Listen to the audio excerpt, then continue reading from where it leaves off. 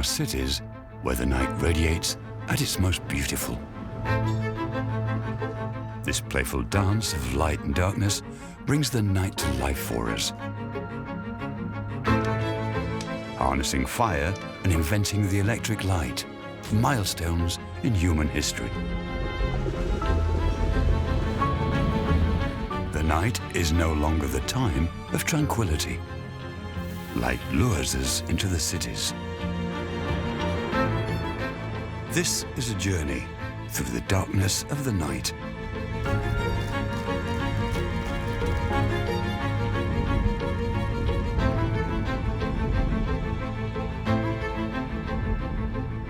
It is a world full of incandescent moments.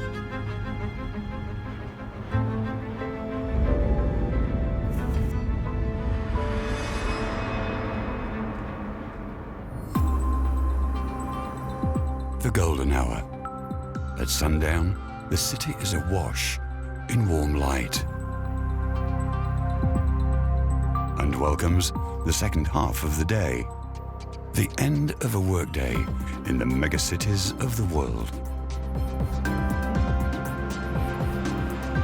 The hush of the night has not yet fallen over the city. It is now the multitudes of office buildings, shopping malls and traffic lights that are bursting with light, illuminating our cities.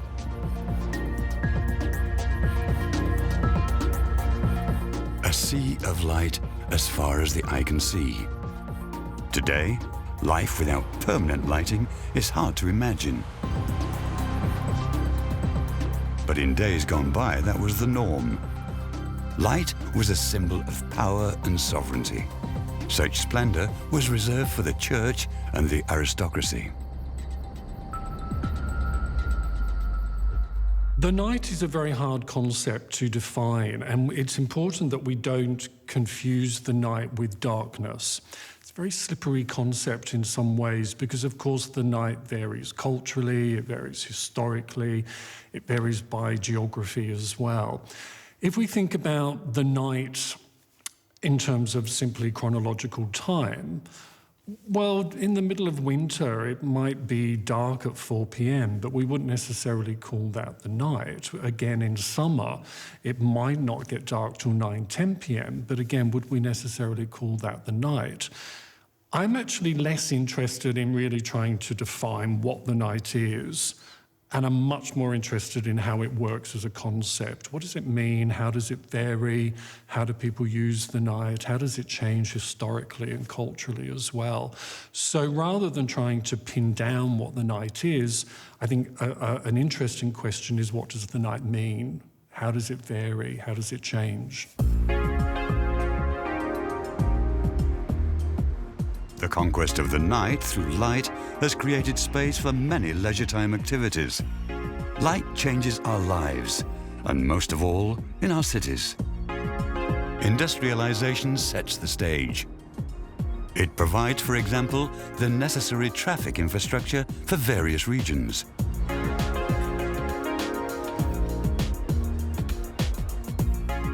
Today, how and what we consume in our free time is a very important economic factor. It was true in the past as it is today. The kind of leisure activity we pursue depends on money and status. After-work sports. Today, such activities are inconceivable without artificial light. Free time is the time of freedom.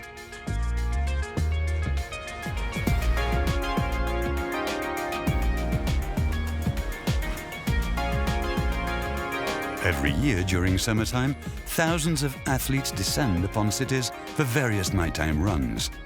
Light turns night into day. Life has expanded into the darkness. Doing sports is probably the most important thing you can do for your health, so to move. But we should keep an eye on when, with respect to time of day, we do this physical activity. The shorter it is before you sleep, your adrenaline rises, your cortisol rises, so it disrupts your sleep if you exercise too short before you go to bed. Rule of thumb, about 2 hours, 2.5 hours before you go to bed, before you fall asleep, you should stop your physical activity at the gym. to give your body the chance to calm down and to fall asleep. From the research point of view, it has been shown that physical activity, sports, is better in the morning. It helps to synchronize the body with the day and not to disturb the sleep when you do the physical activity in the evening. In wintertime, the sun already sets in the afternoon hours. A great opportunity to hit the slopes for some after-work skiing. Ski slopes that stretch for miles on end are lit by the floodlights as soon as the night falls. Tourists and locals then head out into the darkness to enjoy their sport, with the special kick that the illuminated slopes offer.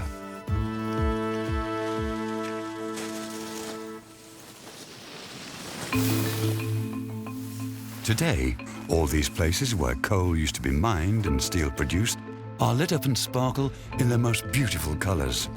Old steel mills, smokestacks and coal mines are now the venues for artistically elaborate light installations. At the Night of Industrial Culture, the Ruhr region celebrates itself.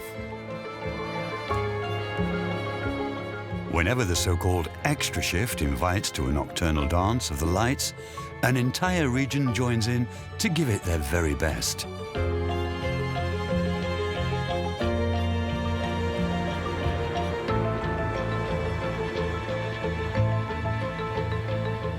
Mysteries unfold mostly in the dark, and the search for them lures legions of people into the night.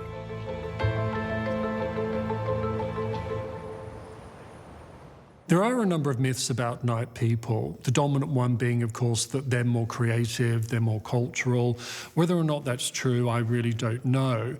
But the freedom to go out at night, the freedom to live life on your own terms of night, is, of course, very strongly associated with the freedom from the day-to-day, from the ordinary, from the banal, from everything that the day perhaps means as well. There's a very strong association between night people and bars and cafes and nightclubs, but it's not just those spaces as well. The night is so much more than that. It's also about the streets.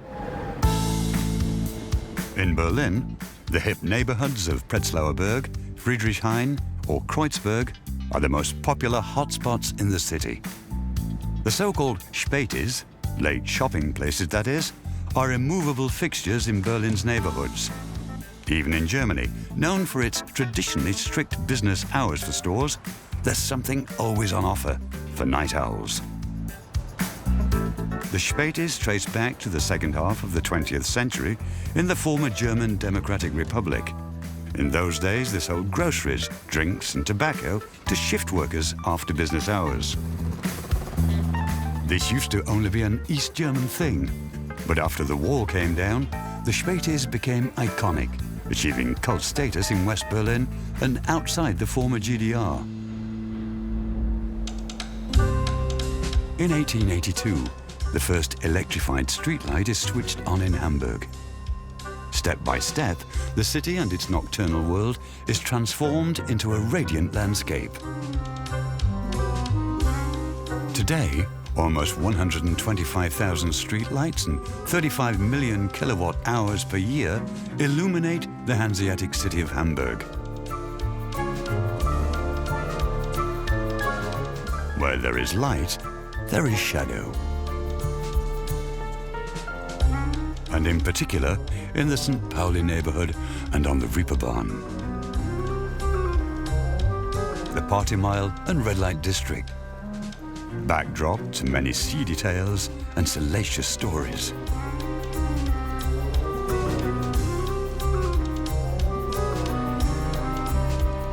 The hunger for life. Every year, millions of people come to visit. Brothels, pimps and vaudeville shows. The Reeperbahn is chock-a-block with tall tales. But how did this street ever become the Reeperbahn? It's in the 17th century when so-called Riebschläger, rope makers that is, settled down in today's St. Pauli. And they need space for their ropes, up to 300 meters. and the reeperbahn is long enough for their rope lanes. The heavy ropes are made of hemp. In long and arduous hours, they are manually twisted and then tarred. Industrialization is the beginning of the end of this craft.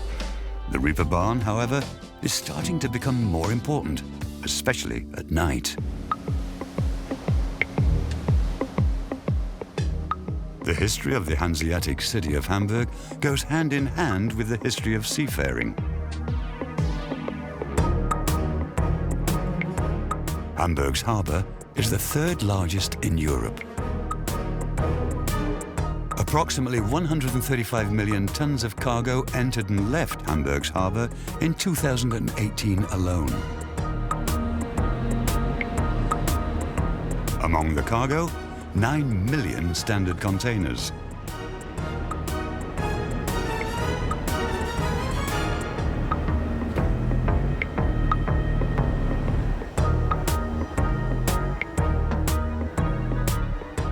South of Hamburg, you can find Maschen, Europe's largest railroad switchyard. From this place, goods are sent to every corner of Europe. About 90% of international trade is shipped by sea. Almost every third container transshipped at Hamburg Harbour arrives from China or started its sea voyage from there. The economic impact of the Industrial Revolution hits especially hard here at the so-called Gate of the World. We can talk about the night in terms of a before and after the Industrial Revolution, but that doesn't mean that there was ever just one type of night prior to the Industrial Revolution. A lot of the changes that actually occurred in the night were actually starting to occur around about the 1600s. That was where we saw in a very short period of time between 1650 and 1700, that was when we really saw streetlights start to emerge. So this is before the Industrial Revolution. So it wasn't simply a case that the Industrial Revolution happened and then suddenly everything changed. There were a number of very small changes that were already starting to occur from about the mid to late 1600s anyway. Since then, the world has been turned upside down. In only a few centuries, industrialized nations turned light into a symbol of power and wealth, and propelled our world into a new age. The so-called blue banana outlines the economic power of the European countries. From England to northern Italy, the financially powerful regions of Europe are lit up. In 2017, my colleagues and I used an American satellite that can measure light at nighttime to look at how light is changing worldwide. And what we found is that nearly all countries are becoming brighter over time. The average worldwide is an increase of about 2% per year. We do see that the light growth as a rate is largest in the places that have the least light. So for example, countries that are still developing. In those places, you can see growths of light of over 10% per year, which is really dramatic, but we have to remember they're starting off with a much smaller amount. In order that the industrial plants can run their night shifts, they need sufficient lighting. A job done by thousands of lights. Light is associated with another great accomplishment of our civilization, electric power. A power we produce in different ways today.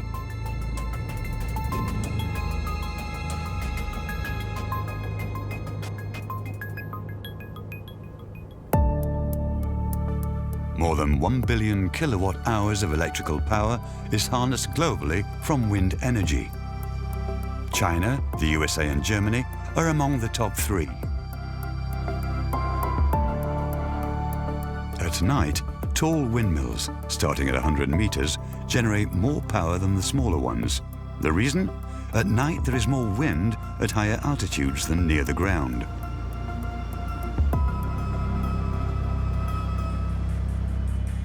But in spite of renewable energy, fossil fuel is still being used to generate electrical power. Brown coal is strip mined in 3-shift operations, on 365 days a year. At night, the #1 consumer of electric power is the manufacturing industry. Their production plants operate around the clock. In private households, however, power consumption goes down significantly during this time.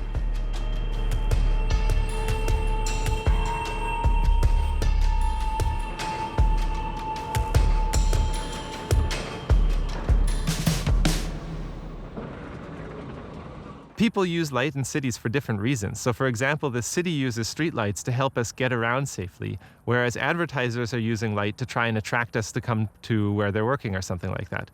And what can happen in a city is that as advertisers are trying to compete with each other, things get brighter and brighter and brighter. And in comparison, the streets start to look dark. So maybe the city then starts to make things brighter.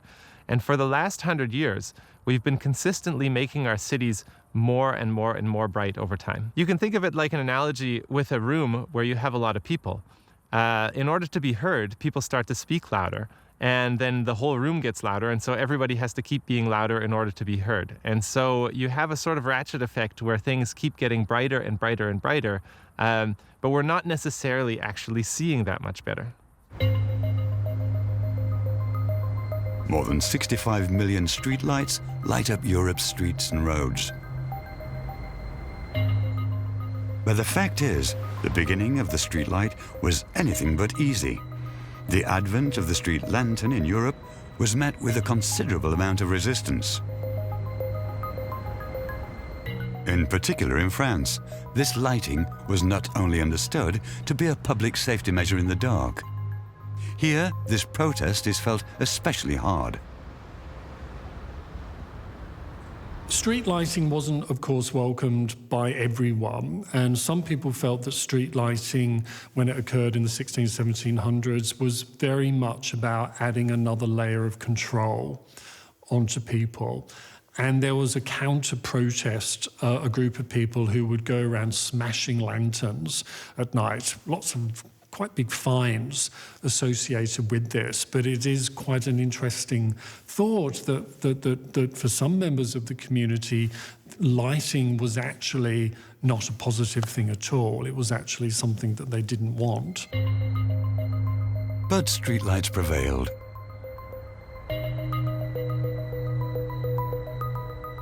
However, due to the fact that darkness is not really that dark anymore, it can upset the lives of people and animals alike.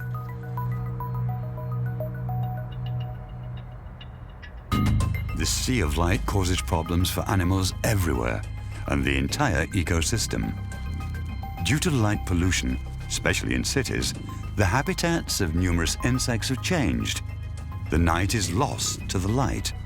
There are only a few spots of darkness left in industrial countries. People mean a lot of things when they talk about light pollution. For example, light affects animals and plants. Light also affects people.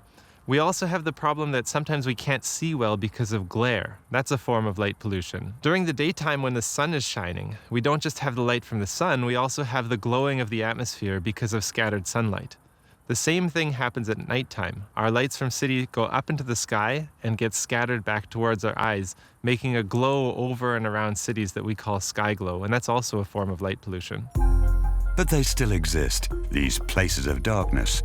At the nature reserve Westhaveland, about 90 kilometers outside Berlin, the nights actually are still pretty much pitch black. Franz Holker and Stefan Heller have set up lamps and attached traps to them. There are two experimental fields. This one here is brightly illuminated. The other one is, as it used to be, pitch black. This allows for comparison. The researchers want to find out what kind of an impact artificial light has on nature, especially when close to rivers and lakes. There's a theory that says that many insects use the moon as a landmark. It's easy to imagine, since when you drive along the highway, the moon is always at the same angle. But if now there's actually a lamp that imitates the moon, so to speak, and is mistaken for the moon, that insect will try again and again to adjust its angle and start circling around this lamp until it is completely exhausted. This mixes up the day and night rhythm of the insects. They use these lamps for orientation, but with deadly consequences. Every summer night, artificial light confuses countless insects. And for many of them, this so-called vacuum cleaner effect spells a fatal ending. Insects have a hard time passing by these rows of light, and that leads to a parceling up of nightscapes. You can see this quite clearly on satellite maps or from aerial shots, how a city is characterized by these light corridors. But all these light corridors also mean barriers to insects. And we also know that bats also have a big problem with this, and I think it could affect many other animals as well. On the other hand, other animals have learned to coexist well with this flood of light. Like here in summertime Cologne. In mild summer nights, Cologne's cathedral is not only an attraction for tourists. The brightly illuminated towers attract insects as well, and benefit these creatures, the black-headed gulls.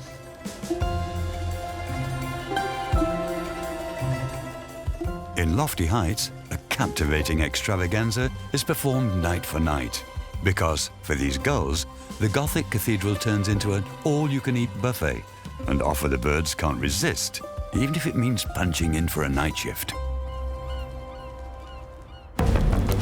Night shifts are a normal part of life here too.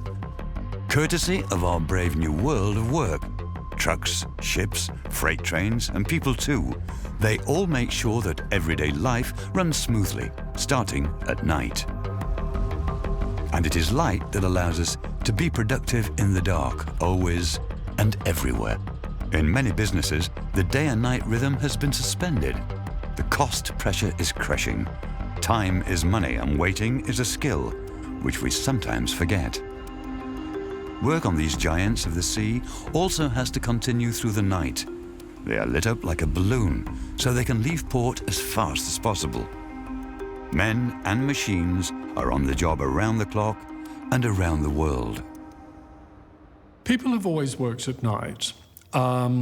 Bakers, night watchmen, security, the people who used to come and clear the waste from outside houses. People have always worked, in a sense. And of course, it depends on how we define work. If we recognize that childcare, those things are work, then again, people have always worked. But there were various laws about going out at night, not just curfews, but in some places people were actually forbidden from venturing out into the dark. So, of course, that did preclude a number of people from being able to work. Some of these make perfect sense. If you're working in a site where you have to have lots of candles, that does raise various fire issues. It raises various security issues as well. The risk of fire is not the only reason. Product quality should not be compromised either. Even ancient Rome is governed by daytime. The law of the 12 table instructs judges not to pass verdicts after sundown. And even in the late Middle Ages, the rule still applied that any contracts and agreements entered into at night were null and void or could be contested. In those days, the night was considered to be the realm of brigands and scoundrels. In England, nighttime suspects were called night walkers. Towards the end of the 15th century, the ban on night work started to be relaxed, thanks in part to the rise of the postal service. At fixed relay stations, postal riders take over from one another on their nightly routes. Now post is delivered day and night. Starting in the middle of the 17th century, the coach had become a fashionable means of transportation. Now the postal service is also transporting people. The means of transportation may change. The principle stays the same. Travelers want to get from A to B, and so does freight. But the rules are not the same in every corner of the world. The regulations for night flights, for example, are stricter in Europe than in the USA, Asia, or the Middle East. But the demand for just-in-time deliveries is on the rise. And to meet this demand, companies rely more and more on seamless logistics chains. And to achieve this, they take advantage of the time differences.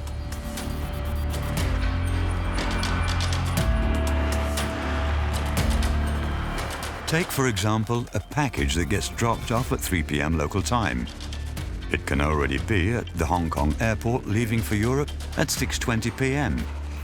Thanks to the time difference, the package arrives as early as 11:30 p.m. in Leipzig, on the same day, that is.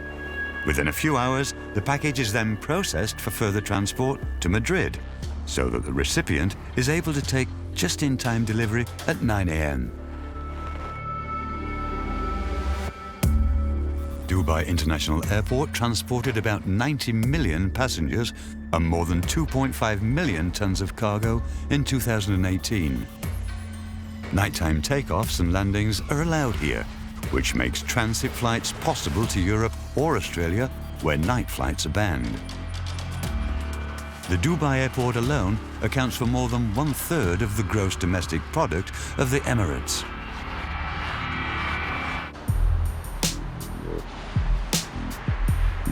Roadworks insanity on the highways and preparations for the night. Roads are under construction, especially after rush hour, to minimize the slowdown on traffic. Tractor trailers, steamrollers, asphalt millers, and 1,650 tons of hot asphalt. These are the ingredients for a road resurfacing job.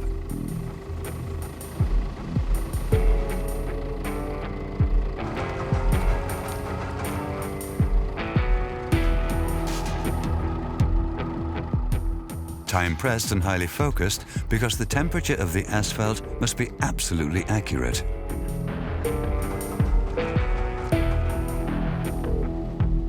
"150 degrees is perfect. Normally, it is supposed to set for several hours. But sometimes, things need to move faster. Here, traffic is back on track after only 3 hours. A business of deadlines. Good for the commuters, not so good for the road workers' sleep. The alarm clock is one of the most common things in our bedrooms, in our behavior that we know that disrupts our sleep. No one questions that we use an alarm clock. And research groups around the globe have shown that most working people need an alarm clock to be right on time at their workplace. So the simpler question is, what would happen if we tell people, you do not need to use your alarm clock? And this is what we want to find out in this experiment. What does it to the sleep of people who do not use an alarm clock? Do they sleep longer? Do they fall asleep earlier? Do they wake up later? Do they sleep better? Is their sleep quality better? Do they feel more productive when they wake up? This is what we want to find out. The town of Scheer in the German state of Baden-Württemberg. Headquarters of a mid-sized building materials company and also the site of an exciting experiment. The family-owned company manufactures ceilings, punch parts and plastics in a 2-shift operation day and night. These kind of work hours can have an effect on the health of employees, and performance can be diminished as well. The company now wants to find out what happens if a late riser is able to sleep late and arrives at work with no need to hurry. For half a year, 14 employees do without their alarm clocks. Everybody starts their workday as it suits their internal clocks. The goal, a work-hour model that suits the chronobiology of their employees and also benefits the company. When I'm tired, I basically need more energy to do the same job than if I am well rested. That means being able to perform better does not necessarily mean that I can double the performance, but that I can do the same job with less energy. The test subjects for the experiment are all volunteers. Before the experiment starts, their chronotypes are ascertained with the help of a questionnaire and a blood test. Blood markers indicate whether someone is more of an early bird or a late riser. The results are only revealed after the experiment to rule out any undue influence of the test subjects. Other countries, other sleep habits. The French really are bona fide sleepyheads, and according to international comparative studies, need the most sleep with 8 hours and 50 minutes. The Germans are ranked in the middle and actually sleep almost 30 minutes less than their neighbors in France. The same is true for the British, who on average sleep 5 minutes less than the Germans. The Japanese make good on their reputation as workaholics who prefer short nights. They sleep only 7 hours and 50 minutes per night. But they are beaten by their South Korean neighbors by barely a minute less. There is some evidence to suggest that actually until around the 1700s in Northern Europe, but also there's some evidence from the Americas and some African countries as well, that we actually used to sleep in two phases, in two stages. So people would often go to bed maybe at dusk or a couple of hours after dusk. They would then get up in the middle of the night and other activities, maybe religious observance, maybe having sex, perhaps in some cases even visiting friends, and then would go back to sleep for another 4 hours. So this idea that we must all ascribe to some kind of 8-hour sleep pattern, perhaps it's actually not correct. Perhaps really we should be going back to a two-stage sleeping process. Our bodies and minds regenerate while we sleep. Finding the right balance, however, is not always easy these days. Darkness is the foundation for a refreshing and healthy sleep. Quiet surroundings are also important. Light and sound both can interrupt a night's rest. Poor sleepers will then have problems.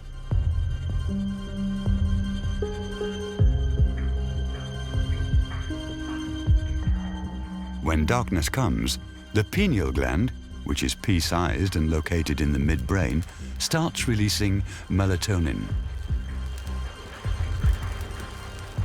It regulates our day and night rhythm. The brain cools down and all the vessels dilate. The entire body is getting ready for the night and for sleep. Smartphones, computers, and other glowing devices disturb our sleep. It's particularly the blue hues that are received by the receptors on our retina, and that sends an especially strong signal to the pineal gland, which is led to believe that it is daytime and thus stops the production of melatonin. The main impact of artificial light for humans actually comes indoors and not outdoors because we light our homes. And so light is very beneficial for people because it allows us to extend our activity into the evening, especially for those of us that live not so close to the equator. We have very long winter nights, and we can do a lot of things with our family if we have light to stay up late. That light also affects our physiology, though. And so when we have too little light in the daytime because we spend our time indoors, and then a lot of light during the nighttime because we spend our time indoors, our body never really recognizes what time is day and what time is night, and we lose our synchronization to the 24-hour cycle. The experiment in Shear has been completed. The test subjects lived and worked by their internal clocks for 6 months. During this time, it was the natural light that set the pace. Their employees never once touched their alarm clocks in those 6 months. I was very surprised to see how well and good this experiment went. We see that these individuals went earlier to bed, they woke up later, and they slept longer. On average, we saw an increase in sleep duration of half an hour on work days, 30 minutes more sleep, and almost 1 hour longer sleep on free days. And this is remarkable by such a simple intervention to just say, leave away the alarm clock. We saw that their sleep quality increased, and we saw that their subjective ratings of how alert do they feel in the morning, that this increased as well. So it was very well received by the individuals, and they were very keen on keeping up with this, and now we need to discuss how to continue with this and to see what other burdens might be there in private life as well. A good night's sleep holds the promise of happy and high-performing employees. Removing the alarm clock was a success, but doing away with the alarm clock is not always compatible with everyday life and family. However, the experiment showed that further research in this field is worth doing.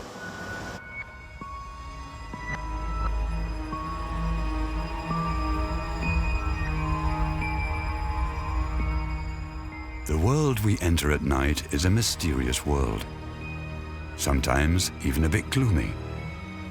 Because the night creates distorted images, changes the perception of otherwise familiar things.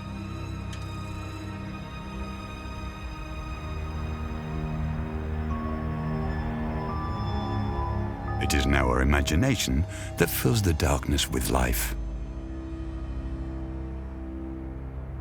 There certainly does seem to be that impression that our trouble seems to be much more insurmountable at the night. We've all woken up at 3 o'clock in the morning, going over and over and thinking about something that we said or we didn't say, or we wish we had said, or we wish we hadn't done. Our problems do seem to be much greater and much more keenly felt in the night as well. And then we wake up in the next morning and we wonder why did we worry about that?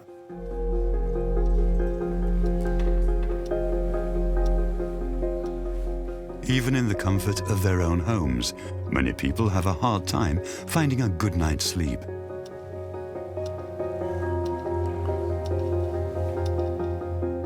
How deeply you sleep changes throughout the night, and many people wake up after about 4 hours. People who go to bed at about 11 in the evening often wake up between 3 and 4 in the morning and have trouble getting back to sleep. During the night, our worries can catch up with us. Troublesome thoughts prowl around like hungry predators.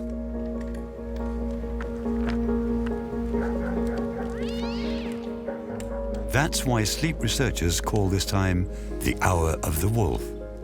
The fact is, the human body, in contrast to the psyche, works at a very low energy level. It simply wants to sleep, nothing else.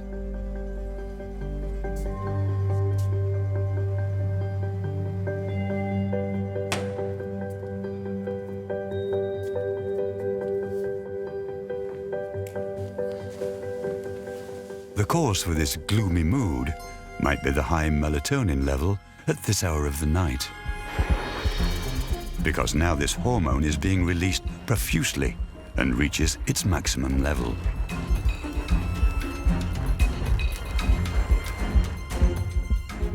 Plus, our body temperature is now at its lowest.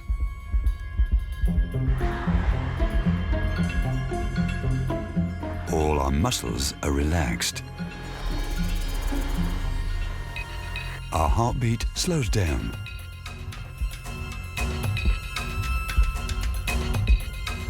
And when the wolves take the night, it has an impact on our well-being. We can feel it in our bones the next morning. We often feel tapped out and exhausted. Millions of people suffer from sleep problems. Their nightly worrying triggers stress that again activates their bodies. A vicious circle. It sometimes takes hours before they can go back to sleep again.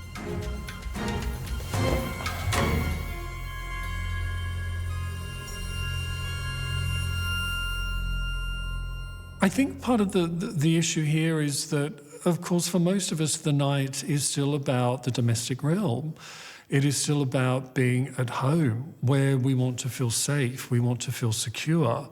That is how most of us do spend our nights, even if we're asleep or not asleep, that it's a time which feels much more private, that we're not out in the world busily engaging with people. We're instead at home, alone, often thinking about our own problems, thinking about our own self. At night, many places are designed to make a very lively impression. Millions of lights face off with darkness all over the world. More and more cities rely on city marketing, and then nothing can be bright enough. It's not only cars that the automotive industry wants to show off, but also their headquarters.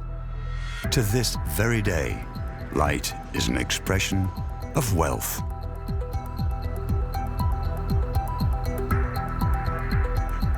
The Frankfurt skyline, at night, a spectacular sight to see.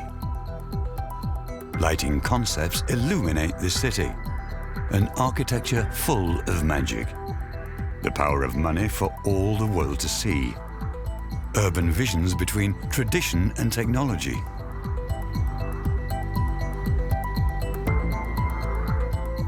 A festival to honor the new part of the old city.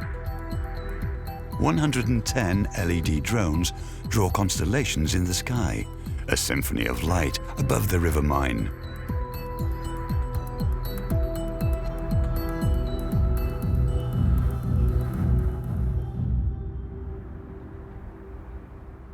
Lightness is, of course, about power. It's about prestige. It's about the ability to demonstrate that you are in some ways separate from the day-to-day toil, that you can actually stay up all night, that you can afford to do this as well.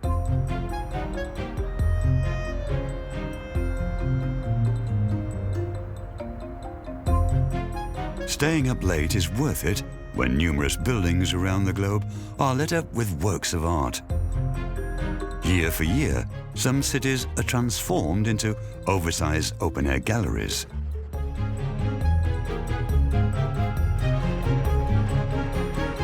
At the Festival of Lights, originally launched in Berlin, artists project their works of art onto various monuments, even botanical ones. The city changes into a gigantic stage for video and light shows.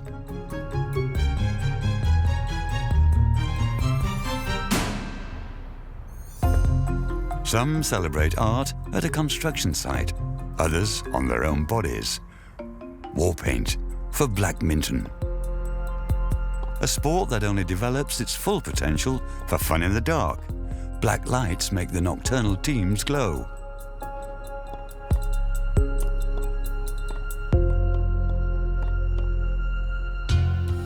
The magic of the night becomes truly tangible in places that look bleak during the day.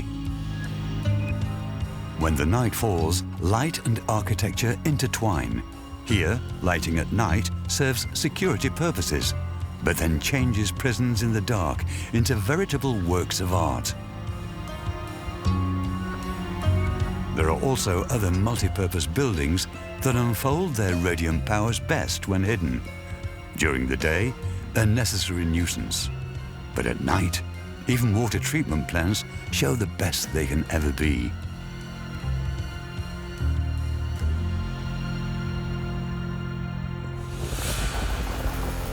The night from October the 31st to November the 1st is under the sway of witches, ghosts, and monsters. Halloween is very popular, especially in North America, celebrated with a vengeance. In the 19th century, Irish immigrants brought this custom across the waters to the USA. Halloween has its origin in a Celtic festival, almost called Samhain in pre-Christian times. Stories of yore have it that this was the night when the gates between our world and the world of ghosts were pushed open. It was said that now ghosts, fairies, demons were allowed to cross over and wander the earth. In the course of time, Christians embraced this heathen custom and renamed the festival All Hallows Eve, or later, Halloween. When we talk about fear associated with the night, it's important to remember that fear can also be fun. So when we're talking about the horror stories, when we're talking about, we've all remembered as children the time that we had slumber parties and sat around campfires with our friends telling ghost stories, that fear can also be quite fun as well. It can also be quite pleasurable to frighten other people and for them to frighten us in the night as well. A light in the darkness. Candles play a central role in Christianity.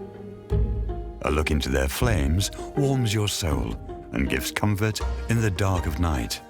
They exude a mysterious magic, the eternal circle. Light as the opposite pole to darkness.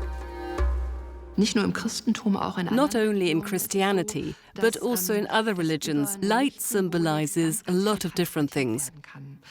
Just think of the church service at the Easter Vigil.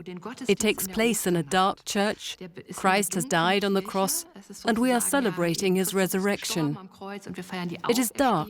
People can identify with his dying and his death in the Holy Week. And then we light a candle, and brightness and hope return. And this is what light stands for. This is why candles play such an important role in many, many Christian festivities.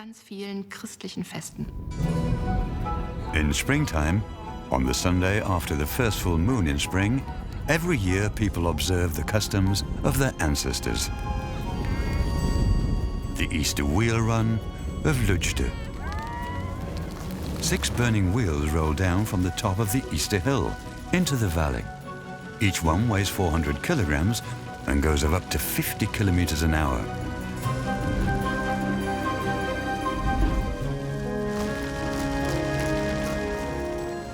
In the same way, generations before us bid farewell to winter with its pitch black and icy nights.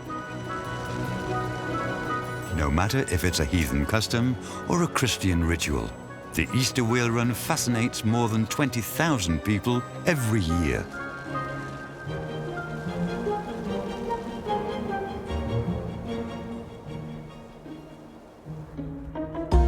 The contrast between light and dark, day and night, summer and winter.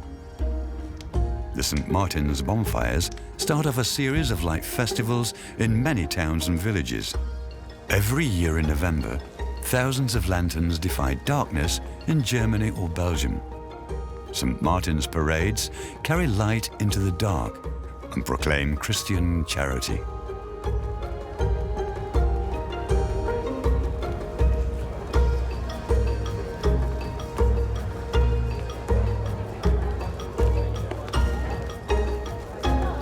The St. Martin's Parade, as they call it today, was only established in the 19th century. The day it takes place not only has a Christian meaning, but also a secular significance. It is November 11th, St. Martin's Day, and in the agrarian economy, this was the day on which in some regions rent for the land was due, where the farmhands that had annual contracts were replaced, as is still the custom today. And that meant people had some money in their pockets. It was the end of a work year, cattle were slaughtered, there was meat and fat, people ate a lot. Alcohol was in the mix. People danced. And since in the rural areas this happened outdoors, people built a fire to meet at, to dance around and celebrate. But it's not only in Europe where people celebrate light in the winter months. Every November, Thailand celebrates the Lantern Festival, and always at the full moon of the 12th month. The custom of floating lanterns on the river or up into the air has been around for hundreds of years. The origin of this tradition? Loi Krathong, as the locals call their light festival, is the source of many myths.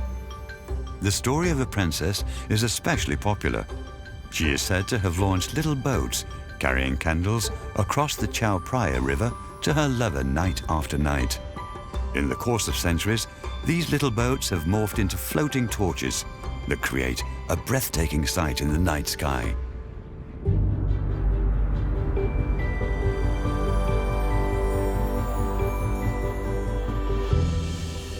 For thousands of years, humans feared the night and the darkness, until they invented the electric light. The history of the night is the history of great achievements.